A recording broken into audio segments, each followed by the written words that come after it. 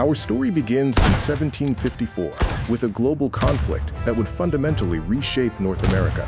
The 7 Years' War, known as the French and Indian War in the colonies, pitted Great Britain against France for control of the continent. British victory secured vast new territory, but it also created massive debt and new tensions with the American colonists. Great Britain's victory came at a high cost. To prevent future conflicts with Native Americans and to manage its new territory, the British government issued the Proclamation of 1763.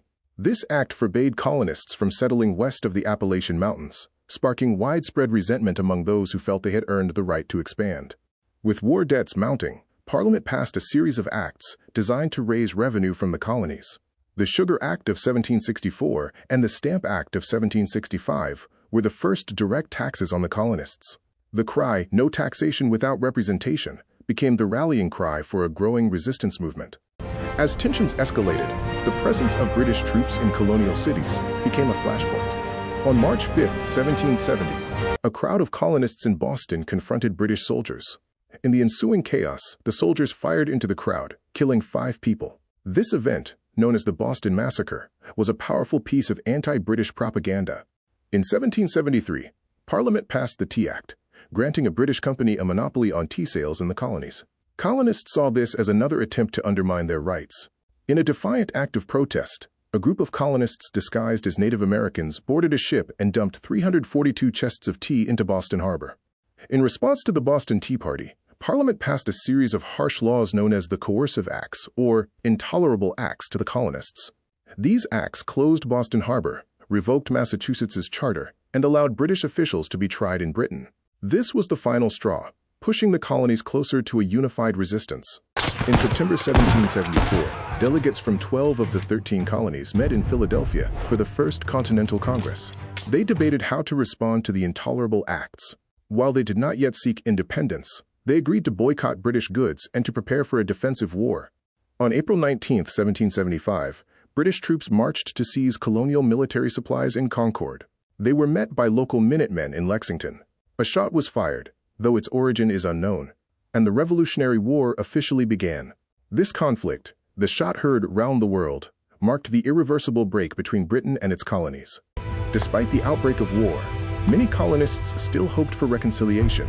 In July 1775, the Second Continental Congress sent the Olive Branch Petition to King George III, a final plea for peace and protection of colonial rights. The king rejected the petition, declaring the colonies to be in a state of open rebellion. Thomas Paine's pamphlet Common Sense, published in January 1776, became a revolutionary bestseller. Written in simple, direct language, Paine argued that independence was not only logical but necessary. He attacked the monarchy and advocated for a republican form of government, persuading thousands to support the cause of revolution. On July 4, 1776, the Second Continental Congress adopted the Declaration of Independence. Drafted primarily by Thomas Jefferson, this document articulated the philosophical basis for the revolution, stating that all men are created equal and have the right to life, liberty, and the pursuit of happiness. George Washington was appointed Commander-in-Chief of the Continental Army. Despite facing an army of experienced British soldiers, Washington's leadership was crucial. He rallied his troops, endured brutal conditions, and maintained a sense of unity and purpose throughout the long war. The winter of 1776 was a desperate time for the American cause. On Christmas night, Washington and his troops made a daring crossing of the icy Delaware River to launch a surprise attack on Hessian mercenaries in Trenton, New Jersey. This victory was a vital morale boost and a turning point in the war. The Battle of Saratoga in 1777 was a decisive victory for the Americans. The British surrender convinced France, a longtime rival of Britain, to formally recognize the United States and provide crucial military and financial aid. French support was essential to the ultimate American victory. The winter of 1777 to 1778 at Valley Forge, Pennsylvania, was a time of immense hardship. The Continental Army faced freezing temperatures, disease, and starvation. Despite these brutal conditions, the soldiers persevered, and with the help of Prussian officer Baron von Steuben, they emerged as a more disciplined and professional fighting force. Women played a vital, often unheralded role in the revolution. They served as nurses, cooks, and spies.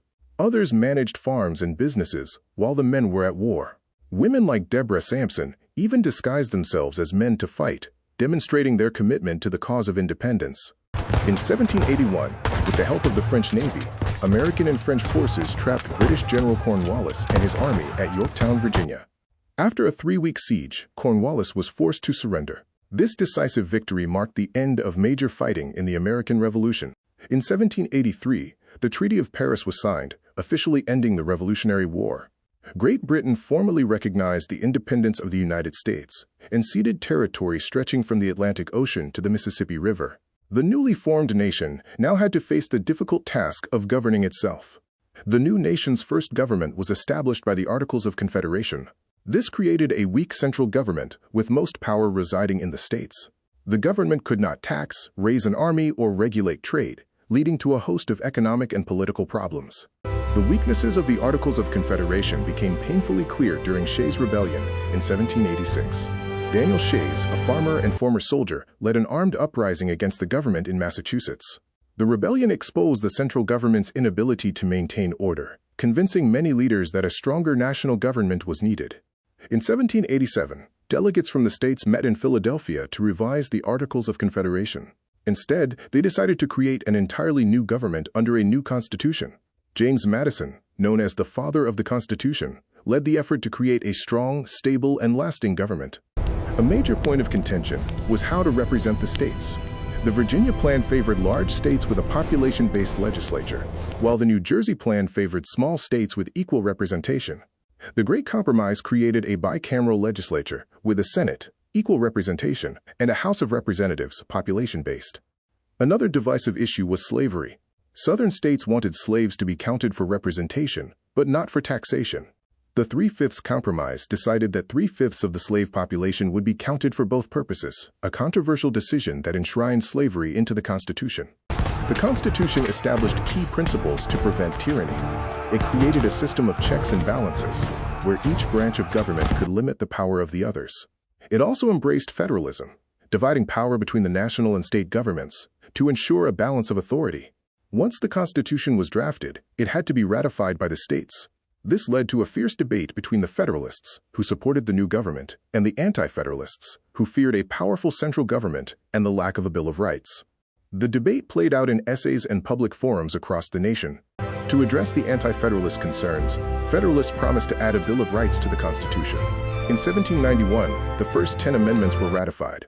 These amendments guaranteed fundamental rights and freedoms, such as freedom of speech, religion, and the press, and limited the power of the federal government.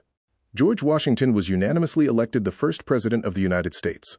His presidency set many important precedents, including the creation of a cabinet and the 2-term limit. His leadership was crucial in establishing the new government's legitimacy and guiding the nation through its early challenges. In his farewell address, Washington warned the nation about the dangers of political factions and urged for national unity.